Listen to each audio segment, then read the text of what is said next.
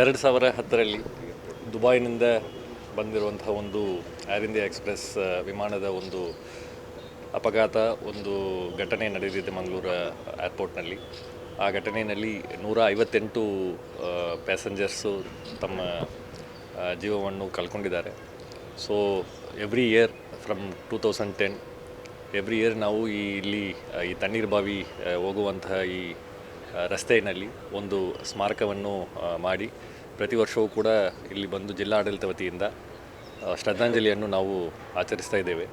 So this is an moment to take out of our lives to think about the event and ಈ ಘಟನೆಯಿಂದ ಯಾರ್ಯಾರೆಲ್ಲ ಮೃತಪಟ್ಟಿದ್ದಾರೋ ಅವರು ಎಲ್ಲ family members and ಫ್ರೆಂಡ್ಸಿಗೆ ಅವರಿಗೆ ಜೀವನಕ್ಕೆ ಮತ್ತು ಒಂದು ಕಾನ್ಫಿಡೆನ್ಸು ಮತ್ತು ನೆಮ್ಮದಿ ಸಿಗಬೇಕು ಅನ್ನುವಂಥ ಒಂದು ನಿಟ್ಟಿನಲ್ಲಿ ವಿ ಆರ್ ಡೂಯಿಂಗ್ ದಿಸ್.